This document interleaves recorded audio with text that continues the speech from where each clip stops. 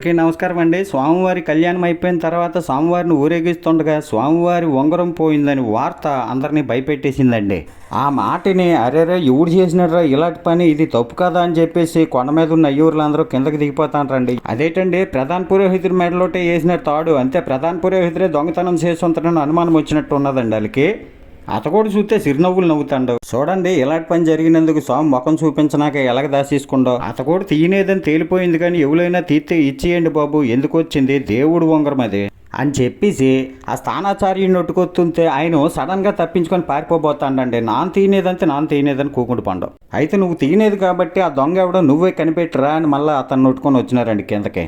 అయ్యా సింహాద్రప్పన్న, అనువంశికంగా నన్ను నీ దగ్గరే పూజలు చేస్తాను, నానెందుకు చేస్తాను స్వామి, ఆ దొంగ ఎవడో నా నొట్టుకుంటానని చెప్పి స్వామివారికి మంత్రాలతోటి నమస్కారం పెట్టుకున్నాడండి ఆ పంతులు గారు. ఆ తర్వాత అప్పుడు దాకా పల్లకి మోసినటువంటి ఆ దేవస్థానం అధికారిని ఒట్టుకున్నారండి. నువ్వే దొంగ అంటారు, ఆయన ఏమో నాన్న కాదు బాబు అని మొత్తుకుంటాండండి. ఓరోరే, మొన్నే ఉద్యోగంలోకి వచ్చినావు, అప్పుడే స్వామివారి ఉంగరం నొక్కేస్తావా అని చెప్పేసి ఏకంగా ఈవో గారిని ఆ ఆవిడ గారిని ఒట్టేసుకున్నారండి. చూడాలా బాబో, నీకు కావాలంటే మా ఉద్యోగస్తులు అందరమే చందాలు వేసుకొని నీకు ఉంగరం కొని పెడతాం, కానీ స్వామివారి ఉంగరం ఇచ్చేయండి బాబు అని అడుగుతాండి ఈ పంతులు గారు.